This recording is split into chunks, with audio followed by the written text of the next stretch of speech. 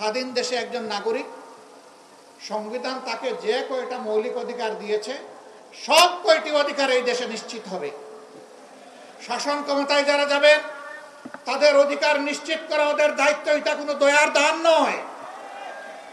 তার বাঁচার অধিকার, তার সম্মান রক্ষার অধিকার, বিচার পাওয়ার অধিকার, স্বাস্থ্যসেবা পাওয়ার অধিকার, তার সন্তানের শিক্ষা পাওয়ার অধিকার, মানুষ হিসেবে মর্যাদার সাথে বেঁচে থাকার অধিকার, তার কাজের অধিকার, সব কিছু তার হাতে তুলে দিতে হবে। এটাই হচ্ছে স্বাধীনতার মূল চেতনা। তারা পালিয়ে গিয়েও দেশকে অস্থির করার জন্য মাঝে মধ্যেই উস্কানিমূলক কর্মকাণ্ড করে থাকে। সেই রকমই একটা উস্কানি 2-1 দিন আগে তারা দিয়েছিলেন। এদেশের মানুষের হাজার হাজার মানুষ যারা খুন হলো, গুম হলো, যারা রক্তাক্ত হয়ে পঙ্গু হয়ে এখন হাসপাতালের বেডে কাতরাচ্ছে, সেই সময় আপনারা আবার উস্কানি দেন। এইটা কি বাংলাদেশের মুক্তিপাগল মানুষ সহ্য করবে? সুতরাং উস্কানির কারণে যত পরিবেশ সৃষ্টি হবে তার সমুদয় দায় উস্কানিদাতাদেরকেই নিতে হবে। প্রিয় দেশবাসী, গেল তাদের আমল, করলো ধ্বংস বাংলাদেশ, জাতিকে করলো বিভক্ত। এখন আমরা কি করতে চাই? আমরা চাই এমন একটি বাংলাদেশ আমরা গড়ে তুলব ইনশাআল্লাহ, যদি আল্লাহ তাআলা আমাদেরকে সেই শক্তি দান করেন। যদি দেশের মানুষের ভালোবাসা এবং সমর্থনে আমরা এই দেশের মানুষের খেদমত করার, সেবা করার সুযোগ পাই, তাহলে সর্বপ্রথম আমরা হাত দিব শিক্ষা ব্যবস্থা। কারণ আমাদের শিক্ষা হচ্ছে কিরানি তৈরির শিক্ষা, আমাদের শিক্ষা বিজ্ঞানী তৈরির শিক্ষা নয়। যার কারণে আমাদের দেশে সর্বোচ্চ শিক্ষা প্রতিষ্ঠান, বিজ্ঞান কারিগরি শিক্ষা প্রতিষ্ঠান বুয়েট, যুগের পর যুগ সেখান থেকে অনেক শিক্ষিত মানুষ বের হচ্ছেন, কিন্তু জাতিকে তারা কিছু দিতে পারেন না, ভালো একটা সুইও উপহার দিতে পারেন না, কারণ ওই শিক্ষার ব্যবস্থা নেই। আবার যারা একটু শিক্ষিত হয়েছেন তাদের ক্ষেত্রে নৈতিক মূল্যবোধের অভাব থাকার কারণে তারা জাতির পকেটে আস্তে করে হাত ঢুকিয়ে দেয় এবং পকেট খালি করে, পকেট লুণ্ঠন করে, ব্যাংক ডাকাতি করে সমস্ত অর্থ তাদের কূটবুদ্ধির জোরে বিদেশে তারা পাচার করে দেয়।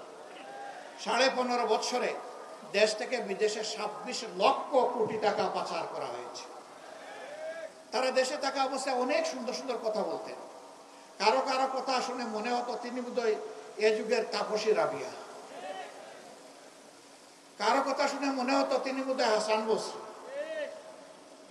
কিন্তু এখন তারা দেশ থেকে পালিয়ে যাওয়ার পরে, আত্মগোপনে চলে যাওয়ার পরে, জেলে ঢোকার পরে এখন যেখানেই তাদের উপরে হাত পড়ছে সেখান থেকে দুর্গন্ধ বের হয়ে আসছে, সেখানেই অবৈধ সম্পদের খনি বের হয়ে আসছে।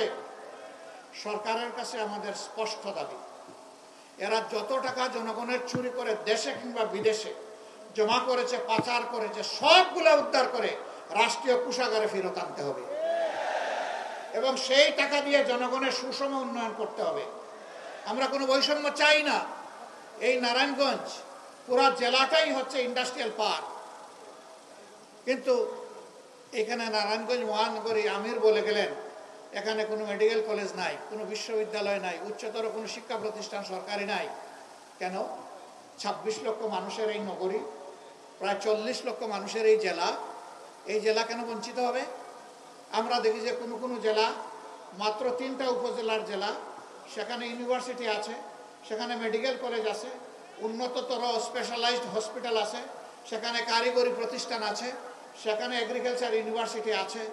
3 উপজেলার জেলায় যদি এটা হতে পারে, 40 লক্ষ মানুষ কি অপরাধ করেছে যে তাদের এখানে হলো না?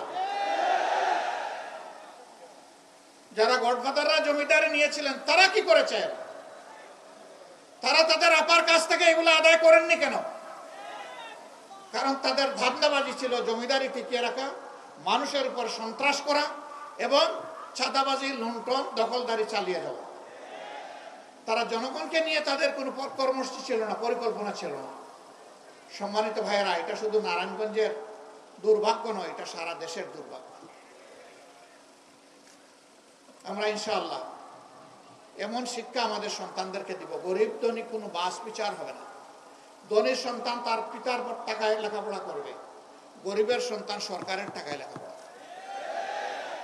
কোন চিলড্রেন আর পথ শিশু, এটা আমরা শুনতে চাই না। এ শিশু এদেশে জন্মগ্রহণ করেছে, একে আমরা মানুষ হিসেবে গড়ে তুলবো ইনশাআল্লাহ। আগামী দিনে আমাদের সন্তানেরা লেখাপড়া করে যখন শিক্ষার পাঠ চুকিয়ে শিক্ষা প্রতিষ্ঠান থেকে বের হবেন, তখন একই সাথে তাদের হাতে যেমন সার্টিফিকেট আসবে, তেমনি তাদের জন্য উপযুক্ত কাজও চলে আসবে ইনশাআল্লাহ। একটা সন্তানকেও আর বেকারত্বের অভিশাপে ভুগতে হবে না। একটা দেশের 3টা ইন্ডাস্ট্রি যখন সমান্তরাল সামনের দিকে এগিয়ে যায় বিশ্ব সভ্যতায়, এই দেশ সোনালী গৌরবের শিখরে পৌঁছে যায়। ফার্স্ট ইন্ডাস্ট্রি হচ্ছে হিউম্যান ইন্ডাস্ট্রি, মানব শিল্প। এর উপরে কোনো শিল্প নাই। দুনিয়ার যত শিল্প আছে সকল শিল্পের আবিষ্কারক হচ্ছে মানুষ।